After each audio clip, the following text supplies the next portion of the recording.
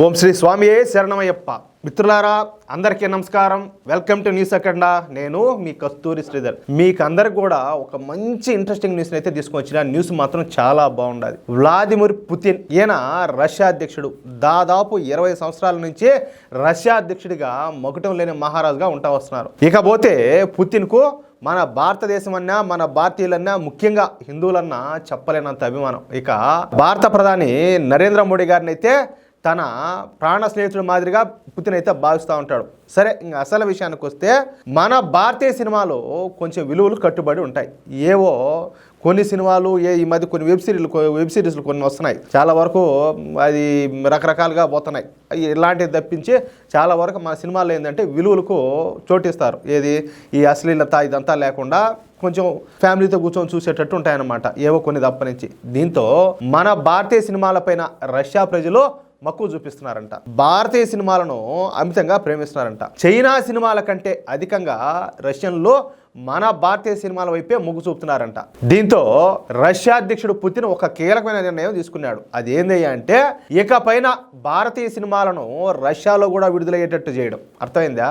అంటే ఇకపైన మన భారతీయ సినిమాలను రష్యా భాషలో డబ్బింగ్ చేసి వాటిని రష్యాలో విడుదల చేస్తారన్నమాట.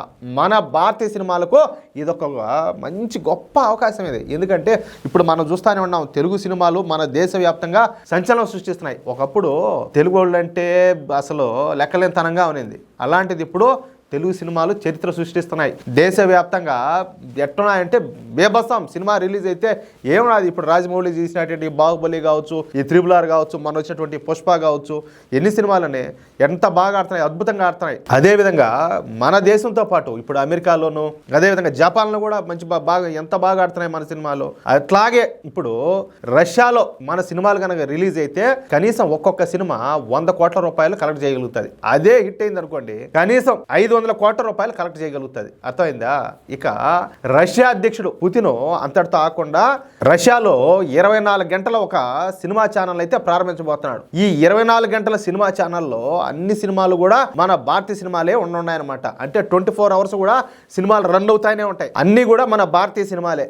మన భారతీయ సినిమాలను రష్యన్ భాషలోకి డబ్బింగ్ చేసి వీటిని ఆ ఛానల్లో ప్రసారం అయితే చేయనున్నారు. ఈ విషయం పైన ఇప్పటికే రష్యా అధ్యక్షుడు పుతిన్ మన దేశ ప్రధాని నరేంద్ర మోడీ గారితో చర్చించినట్టు తెలుస్తుంది. అంటే చైనా సినిమాల కంటే మన భారతీయ సినిమాలకే పుతిన్ అధిక ప్రాధాన్యతనైతే ఇవ్వడం ఇక్కడ విశేషం అనమాట. ఇక్కడ నేను ఒక మాట చెప్పాలా. ఇప్పుడు మన సినిమాలు కొన్ని ఉన్నాయి. ఈ మధ్య హనుమాన్ సినిమా వచ్చింది, అంతకుముందు ఆ కార్తికేయ 2 సినిమా వచ్చింది, అంతకుముందు కాంతారా సినిమా వచ్చింది. ఈ సినిమాల్లో ఏంటంటే మన సనాతన ధర్మం యొక్క గొప్పదనము, అంటే హిందుత్వ సంస్కృతి సాంప్రదాయాలు ఇవన్నీ కూడా దాంట్లో కనపడతాయి. ఇవన్నీ చూసినప్పుడు వాళ్ళకి ఏంటంటే, ఇప్పుడు మీరు చూసారో లేదో, రష్యన్లు చాలామంది ఈ కృష్ణ భక్తులుగా మారుతూ ఉంటారన్నమాట. ఇస్కాన్ వాళ్ళ మీద చాలా వరకు ప్రభావం చూపించింది. చాలామంది ఈ శ్రీకృష్ణ భక్తులుగా మారుతూ ఉన్నారు.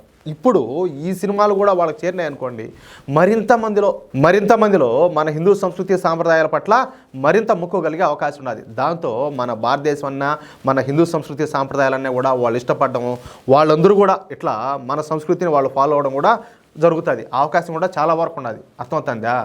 దీంతో పాటు ఈ ఫార్మాస్యూటికల్స్ అనమాట, మన దేశంలో మందులు తయారు చేస్తారు కానీ వాటికి సంబంధించినటువంటి రా మెటీరియల్స్ భారతదేశం దగ్గర అయితే లేవు. అందుకే మనం ఈ విషయంలో చాలా వరకు చైనా మీద ఆధారపడాల్సి వస్తుంది. దీంతో ఇక పైన భారత్లో మందులు తయారు చేయడానికి అవసరమైనటువంటి రా మెటీరియల్స్ను భారత్కు సప్లై చేయాలని చెప్పేసి పుతిన్ మరొక సంచలన నిర్ణయం అయితే తీసుకున్నారు. నిజంగా ఇది బాక్సులు బద్దలైపోయిన న్యూస్ కావడం విశేషం అనమాట. అంటే ఇక పైన మనం కారు చౌకగా రష్యా నుంచి ఈ మందులు తయారు చేయడానికి రా మెటీరియల్స్ని అయితే దిగుమతి చేసుకొని మన దేశంలోనే ఈ మందులు తయారు చేస్తామన్నమాట. అంటే భవిష్యత్తులో మన మందుల రేట్లు కూడా పెద్ద ఎత్తున అయితే తగ్గనున్నాయి. ఇది ఒక గొప్ప విషయంగా చెప్పొచ్చు.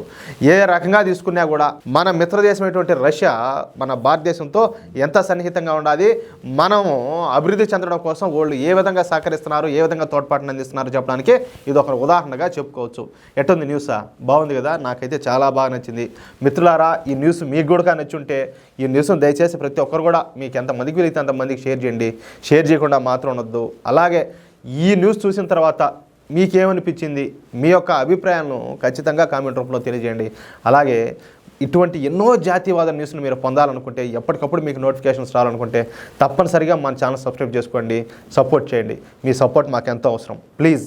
జై శ్రీరామ్. ఓం శ్రీ స్వామియే శరణమయ్యప్ప.